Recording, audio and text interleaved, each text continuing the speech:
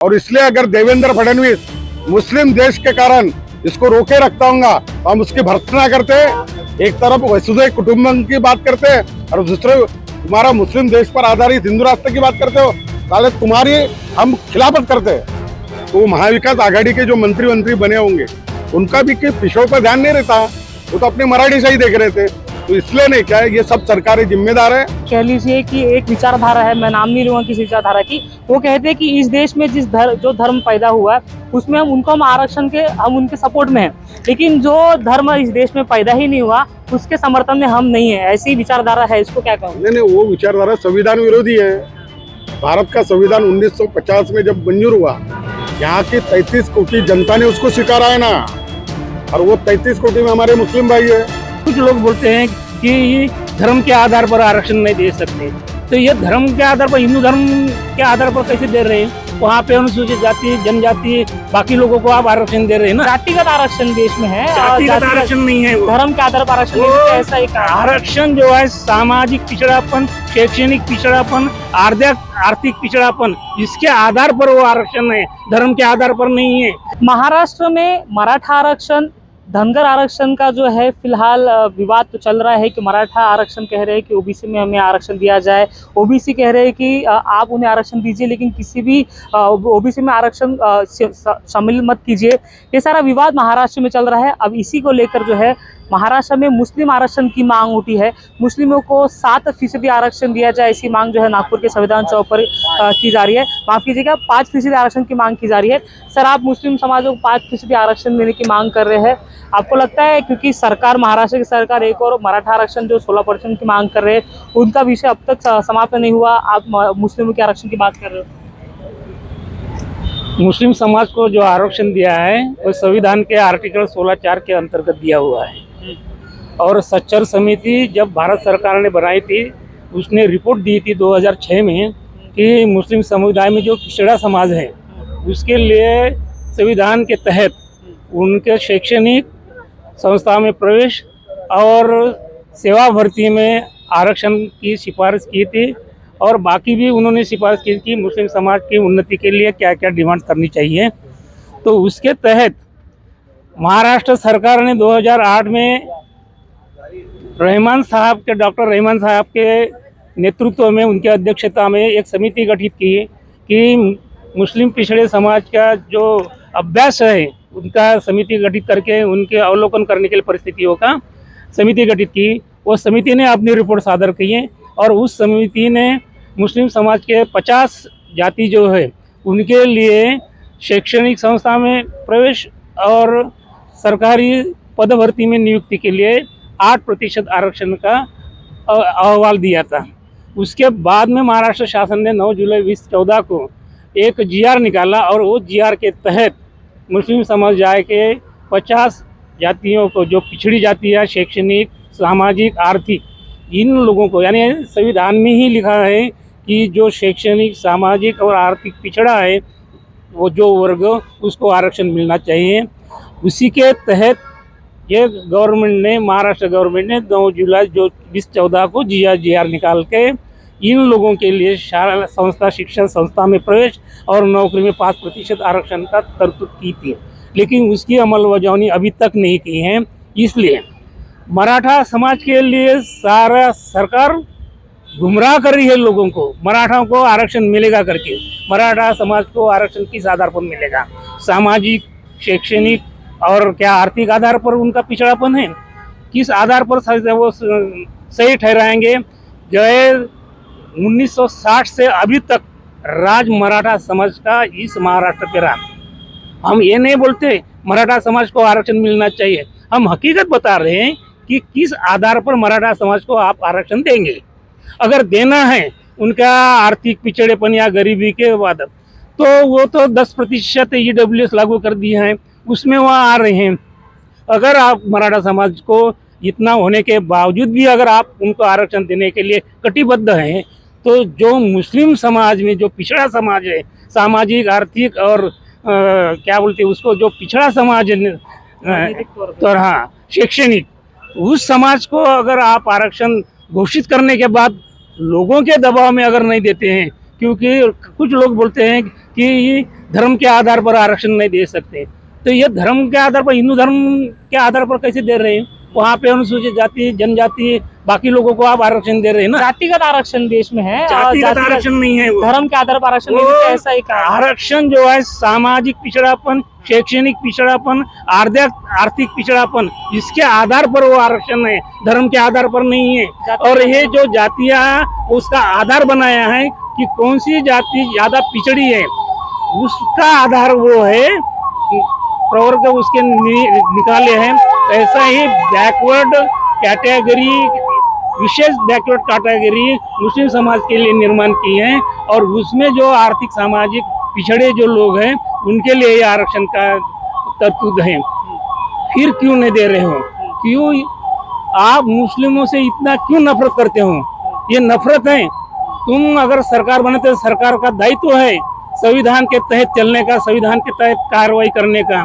तो जो भारत का नागरिक है, जो सामाजिक, आर्थिक, शैक्षणिक पिछड़ा है, उसको आपको शैक्षणिक सेवाओं में और नियुक्ति में आरक्षण देना ही चाहिए। ये संविधान करता है, बाबा साहब का संविधान कहता है। आय धर्म के आधार पर नहीं है ये मुस्लिम समाज के, ये पिछड़े समाज जो है वो मुस्लिम समाज के अंतर्गत का, उसको आरक्षण है। ये आप नहीं नकार सकते। आप अगर नकारते हैं तो आप भेदभाव कर रहे हैं। आप संविधान की शपथ लेके आप राजपाट संभाले हैं। अगर आप भेदभाव करते तो आप कॉन्स्टिट्यूशन का उल्लंघन कर रहे हैं, ये ख्याल रखें। ठीक है, अरुण वर्कर जी हमारे साथ है। सर, मुस्लिमों को आरक्षण दिया जाए 5% की आप मांग कर रहे हो, क्या आपको लगता है कि ये धरातल में हो सकता है, इसको जो है उसका मूर्त रूप आ सकता है? देखिए, हम संवैधानिक भारत में रहते हैं। जिस संविधान ने 341, 340, 342 ये कलमे बनाई है, और उसमें ये बताया कि इसके माध्यम से पिछड़ों को हम समानता के अधिकार में लाएंगे। जब सच्चर कमेटी आई, मुझे खेद है, मैं कम्युनिस्ट हूँ और हमारे पश्चिम बंगाल में 32 साल हमने राज किया, मगर सच्चर कमेटी ने क्या सामने लाया कि हमारे देश में सबसे पिछड़े, वो चाहे दलित रहे या आदिवासी रहे, उसमें गणना मुस्लिमों की होती है। और सच्चर कमेटी ने ये तथ्य सामने लाया। दिल को दुख हुआ कि हम कम्युनिस्ट पार्टी का राज चलाते हुए हमने इन तथ्यों पर ध्यान नहीं दिया, उसके फल भुगत रहे हम। ममता बनर्जी का राज चल रहा वहाँ। तो मैं ये बता देना चाहता हूँ कि रहमान कमेटी ने जो लाया और सच्चर कमेटी को स्टडी करने के बाद उन्होंने जातियाँ खोजी। मुस्लिमों के 50 जो जातियाँ है जिनके नाम दिए हैं ना, उसके आधार पर, उनके पिछड़ेपन के आधार पर उनको समता पर लाने के लिए आरक्षण का प्रावधान है। जहाँ तक आप बात करें कि चुनाव के एक वक्त ये बात होती है, चुनाव के वक्त ही होने वाली है ना बात, क्योंकि वो जो पॉलिटिकल पार्टियां उनका अपना जाहिरनामा लेके आना है, तो उन्होंने अपने जाहिरनामे में घोषित करना चाहिए। और इसलिए हम ये बात कर रहे हैं कि जो जुलाई 2014 में महाराष्ट्र की शासन ने निर्णय लिया था, उसकी तामील क्यों नहीं? क्या आप मुस्लिमों से देश करते हैं? ए भाई, हम धर्मनिरपेक्ष भारत में रहते हैं। हम इस देश के सभी धर्म और जाति के जो लोग हैं, हमको मिलजुल के रहना पड़ेगा। कोई धर्म इस देश पर राज नहीं कर सकता। धर्मनिरपेक्ष भारत है, और इसलिए अगर देवेंद्र फडणवीस मुस्लिम देश के कारण इसको रोके रखता होगा तो हम उसकी भर्त्सना करते।